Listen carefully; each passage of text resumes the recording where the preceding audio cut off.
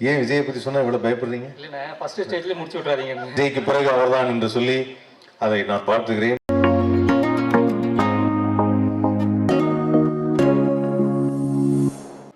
நடிகராக அதே சமயத்தில் இதில் இன்னும் ஒரு படி மேலே போய் ஒரு டான்ஸராக வலம் வந்திருக்கிறார் கார்த்தி.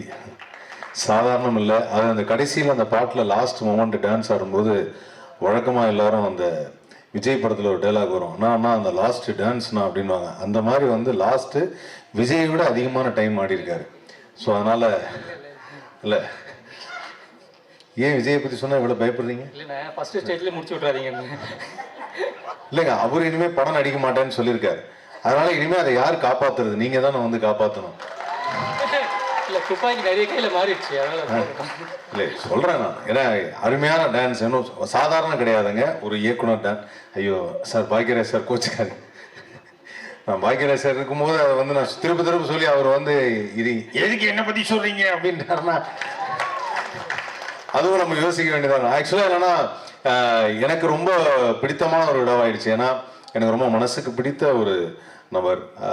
திரையுலகத்தில் இன்னைக்கு திரைக்கதையின் பிதா என்று சொல்லக்கூடிய ஒரு அற்புதமான மனிதர். மக்களுக்காக மக்கள் ரசிக்கும்படி ஆடியன்ஸ் என்ன ஃபீல் பண்ணுவாங்கன்னு ஒவ்வொரு தடவையும் நான் அவர்கிட்ட நிறைய பேசும்போது அந்த வார்த்தையை கேட்டிருக்கேன். அப்படி ஆடியன்ஸ் என்ன நினைக்கிறாங்களோ அதை நம்ம கரெக்டாக கொடுக்கணுங்கிறத ஒரு அருமையான ஸ்க்ரீன் பிளே வச்சு பிரமாதமாக கொடுக்கக்கூடிய ஒரு மனிதர் தான் இயக்குனர் திரு கே பாக்யராஜ் அவர்கள். இந்த திரைப்படம் பொறுத்த வரைக்கும் வந்து நிர்வாகம் பொறுப்பில் வந்து இந்த கதையை வந்து கார்த்திசன் அவர்கள் சொல்லும் பொழுது இந்த இடத்தில் ஒரு முக்கியமான நபரை நான் அறிமுகப்படுத்துகிறேன். கலைமாமணி விருது பெற்ற சமீபத்தில் திரு நிகில் முருகன் அவர்கள். எனக்கு இவர் வாங்கினா நான் வாங்கின மாதிரி, ஏன்னா அவர் வாய்ஸை நானும் பேசுவேன். இந்த மேடைக்கு வந்திருக்க எல்லோரும் ரொம்ப சிறப்பான ஒரு நபர்கள். அதனால வந்து நம்மளால முடிஞ்சது கலைமாமணியோட அசோசியேட் ஆகிக்கிறது. ஸோ இந்த திரைப்படம் பொறுத்த வரைக்கும் நிர்வாகம் பொறுப்பில் வந்து இந்த ஸ்கேம் பற்றி சொன்னார், பிளாக் பாண்டி சொன்னார், தன்னுடைய பணம் வந்து எப்படி போச்சு அப்படின்னு. அந்த மாதிரியான எந்த சம்பவமும் எனக்கு நடக்கவில்லை. காரணம், என் அக்கௌண்டில் பணம் இல்லை. அதற்கு முன்பாகவே எனக்கு நாங்கள் வாங்கின லோனுக்கு நியாயமாகவே பணத்தை எடுத்துட்டாங்க. நானே வந்து அதுக்கே ரொம்ப வருத்தப்பட்டேன். இங்கே எங்கே அநியாயமாக ஒருத்தன் வந்து எடுக்கிறது. அதனால வந்து அந்த மாதிரி ஒரு ஸ்கேம் பற்றி சொல்லும்போது கார்த்திக் வந்து இந்த கதையை சொல்கிறப்ப சூப்பராக இருந்தது. நாங்கள் 5 பேர், நான், கோதை, அதுக்கப்புறம் அர்ஜுன், அதுக்கப்புறம் வந்து அகல்யா, எல்லாரும் சேர்ந்து அதை பண்ணோம். அப்புறம் இந்த படத்தில் திடீர்னு வந்து வில்லன் நான் அறிமுகப்படுத்துகிறேன் அப்படின்னு சுமையா சொல்லும்போது, நாங்கள் தானே அந்த படத்தில் வில்லன், எல்லா படத்தையும் ஏமாற்றோம், யார் அது நமக்கு தெரியாமல் வில்லன் அப்படின்னு நினச்சேன்.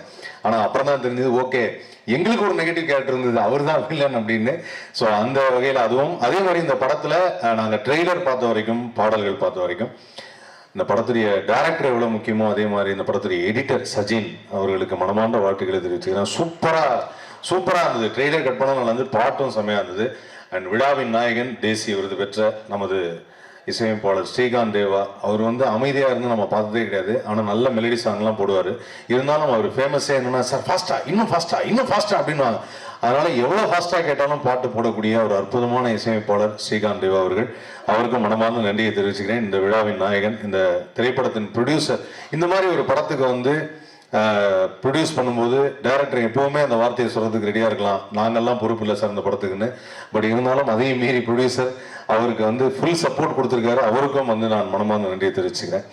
அண்ட் இந்த படத்துடைய நடிகர்கள், நம்ம கூட நடித்ததில் பிளாக் பாண்டி அவர்கள், அதுக்கப்புறம் டான்ஸ் மாஸ்டர் சுரேஷ் மாஸ்டர் பற்றி சொன்னோம் அப்படின்னு பார்த்தீங்கன்னா, அவர்கிட்ட வரும்போதே நம்ம கொஞ்சம் அந்த போனன் ஜாயிண்ட்லாம் போயிட்டு ஹாஸ்பிட்டல்லாம் போயிட்டு கொஞ்சம் ரெடி ஆகிட்டு தான் வரணும். அவர் எப்போ எந்த படத்துக்கு டான்ஸ் பண்ணாலும் முட்டி போடு, கீழே விடு, முட்டியில கமா உட்காந்து எழுந்திரிங்க அப்படிங்கிறார். வாழ்க்கையில் நம்ம பண்ணாத விஷயம் எல்லாத்தையும் பண்ண சொல்லுவார். அப்படிப்பட்ட ஒரு டான்ஸ் மாஸ்டர் சூப்பராக பண்ணியிருக்காரு டான்ஸ். அதில் நமது கதாநாயகன் இயக்குனர் அவரை வந்து ஆட வச்சது, அதுவும் அந்த கடைசி ஒரு பிட்டாக ஒரு லாஸ்ட் மினிட் எகெயின்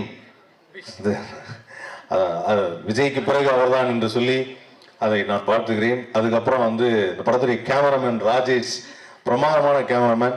ஆனால் இந்த படத்தில் எல்லா இடத்துக்கும் எங்களை கூப்பிட்டு போனாருங்க. சாங்கு மட்டும் கூப்பிட்டு போகல, அங்கே மட்டும் காஷ்மீர் போயிட்டு வந்துட்டாங்க. ஸோ அதனால் வந்து அந்த இடத்துக்கும் அங்கேயும் ஏதாவது ஸ்கேம் பண்ணுற மாதிரி காட்சி வச்சிட்டிங்கன்னா நாங்களும் வந்திருப்போம். பட் அங்கே வந்து நீங்கள் டூயட்டுக்கு மட்டும் போயிருக்கீங்க.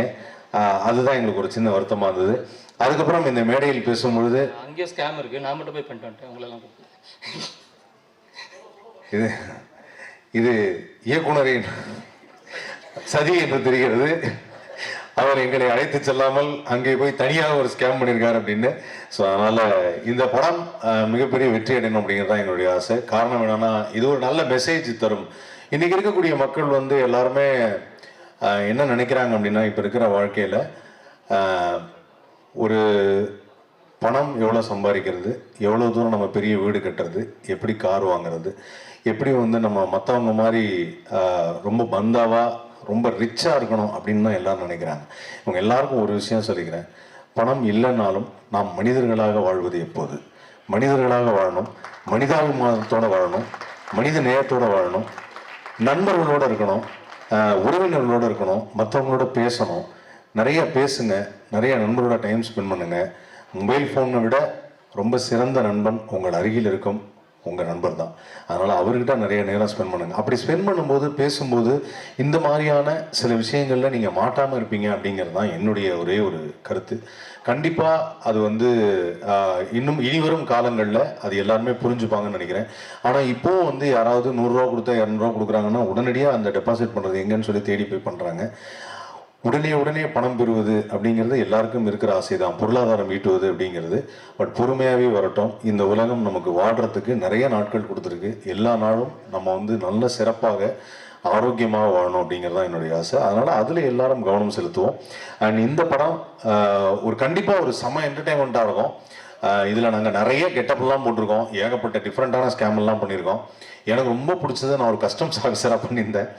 என் லைஃப்பில் அந்த மாதிரி ஒரு ரோல் நான் பண்ணதில்லை. அந்த ரோல் பண்ணும்போது மட்டும் ஒரு டயலாக் ஆட் பண்ணி நான் ஒவ்வொரு இடத்துல நினச்சி பார்ப்பேன், அந்த டயலாக் செம்மையாக இருந்தது. கார்த்தி உண்மையிலே வந்து அது பிரமாதமாக பண்ணியிருந்தாரு.